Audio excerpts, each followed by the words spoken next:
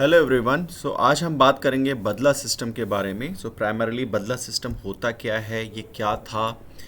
आप लोगों ने already forward market, forward system and future system पढ़ लिया है कि कैसे ट्रेड होता है, और उसमें थ्रू फॉरवर्ड एंड फ्यूचर आप रिस्क को कैसे मिनिमाइज करते हो। बेसिकली स्पेकुलेशन कैसे चलता है, सेटलमेंट फ्यूचर में होता है, सेटलमेंट वर्ड आपको पता है, राइट। तो इफ़ ये सारी चीज़ें पता है, उसके बेसिस पे आप आज बदला सिस्टम को जानने की कोशिश करेंगे कि एक्चुअली इसमें क्या होता है, राइट। बेसिकली ये फॉरवर्ड एंड फ्यूचर पहले नहीं था, राइट। 2001 के पहले बदला सिस्टम हुआ करता था, राइट।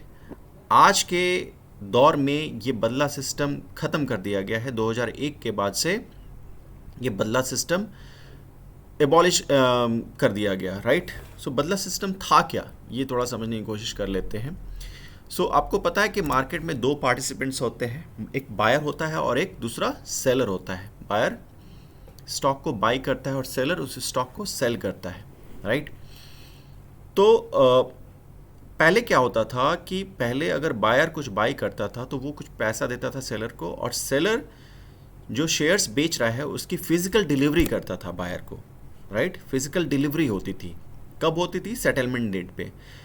पहले जो सेटलमेंट डेट हुआ करता था, जो चीज़ें जो सेटल की जाती हैं, आज अगर बाई किया गया तो उसको सेटल करने में, मतलब मनी देने में और शेयर्स लेने में जो जिस दिन होता था ये कार्यक्रम पूरा, उसको सेटलमेंट डेट बोलते थे, ठीक है। तो पहले ये होने में 15 दिन लग जाते थे, यानी 15 दिन का सेटलमेंट टाइम पीरियड होता था, राइट।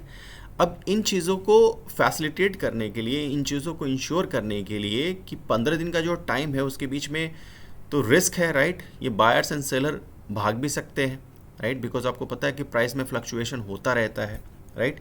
एक ब्रोकर होता है बीच में, ठीक है, जो इंश्योर करता है कि आज अगर कोई ट्रेड हुआ है तो 15 दिन के बाद आज के अकॉर्डिंग सेटलमेंट होगा, राइट। बिकॉज पहले चीज़ें उतनी इफिशिएंट नहीं थी और सेटलमेंट होने में टाइम लगता था, तो 15 दिन का गैप दिया गया था, राइट। 15 दिन के बाद क्या होता था कि जिस प्राइस पे बायर ने बाय किया है वो प्राइस बायर को, सेलर को देना पड़ता था, और सेलर ने जो चीज़ बेचा हुआ है वो सेलर को, बायर को फिजिकल डिलीवरी उसकी देनी पड़ती थी, राइट।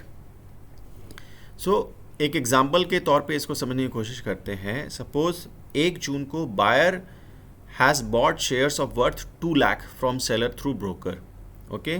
बायर ने 2 लाख का शेयर सेलर से खरीदा, ठीक है, और ब्रोकर बीच में इन्वॉल्व है। Settlement used to take 15 days, जैसा कि मैंने कहा 15 दिन का टाइम लगता था बिफोर। मीन्स 1 तारीख को ये खरीदा है बायर ने, यानी 16 तारीख को सेटलमेंट होगा। मतलब अब 16 तारीख को क्या करना है, सेलर को फिजिकल डिलीवरी करना है शेयर्स का बायर्स को, एंड बायर को उतना पैसा, कितना, 2 लाख सेलर को देना है, राइट, ठीक है। तो ये सारी चीज़ें आपको समझ में आई, और ये बीच में कौन इन्वॉल्व है? Broker, right. This was the condition, buyer will pay money to broker, broker उस पैसे को सेलर को दे देता था, ठीक है। फिर सेलर क्या करता है, physical delivery of shares broker को करता था, और वही जो फिजिकल डिलीवरी ऑफ शेयर्स जो ब्रोकर को मिलता था वो बायर को दे दिया करता था। तो बाइंग एंड सेलिंग खत्म हो गई 15 दिन के बाद। अच्छा, अब यहाँ रिस्क समझिए। अब ये जो 15 दिन का जो टाइम पीरियड है, बीच में बाइंग तो हुई थी 1 जून को, राइट। 15 दिन के बाद सपोज जिस शेयर्स का प्राइस टोटल मिला के 2 लाख था, जो कि बायर ने खरीदा था, उसकी वैल्यू बढ़ गई, प्राइस इंक्रीज हो गया, ठीक है, इन 15 दिनों के पीरियड में, और उसकी वैल्यू अब 15 लाख हो गई। तो बायर तो अब प्रॉफिट में है, बिकॉज बायर ने उस चीज़ को 2 लाख में खरीदा था, right.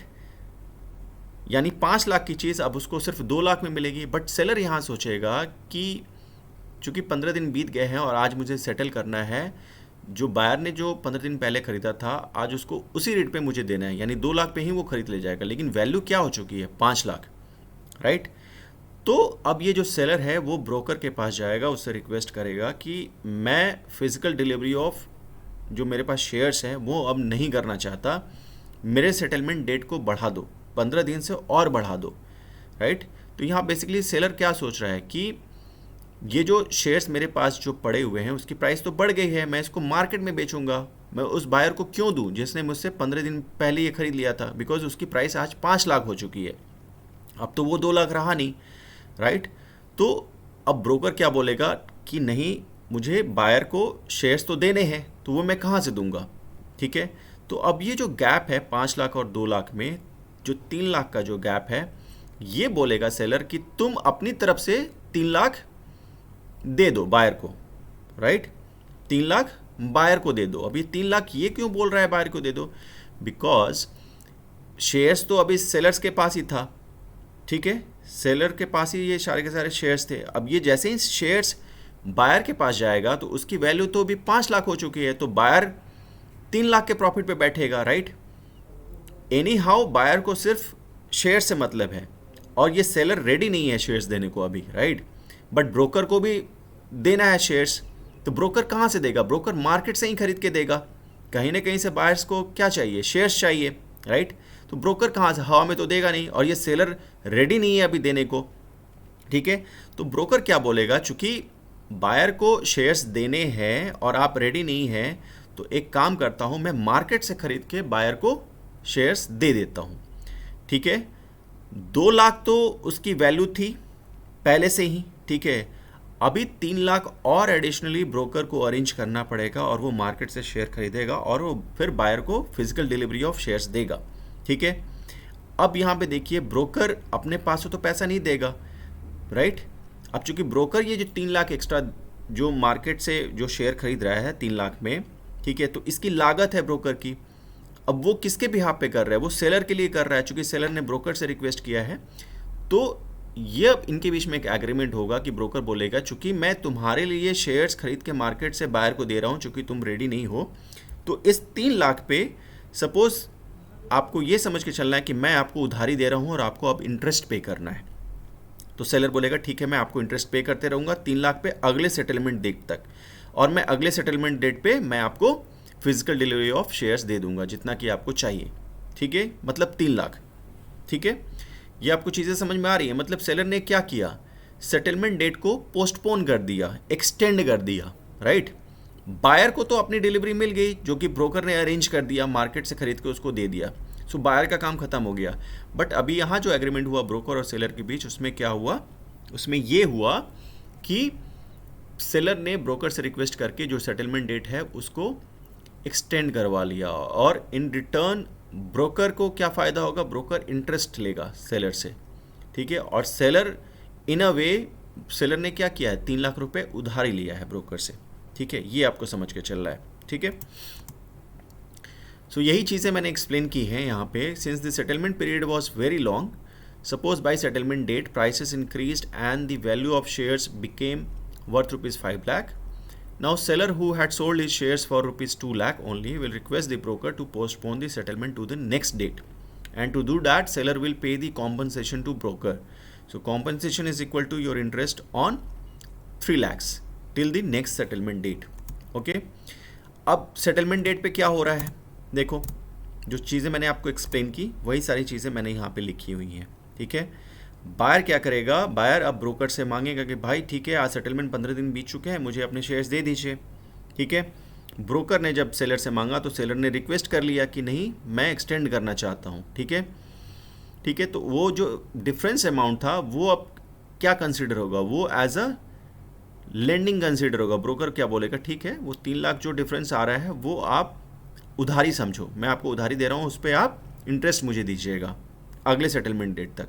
So this is what is written over here, lend difference money to seller and earn interest. Seller क्या करेगा?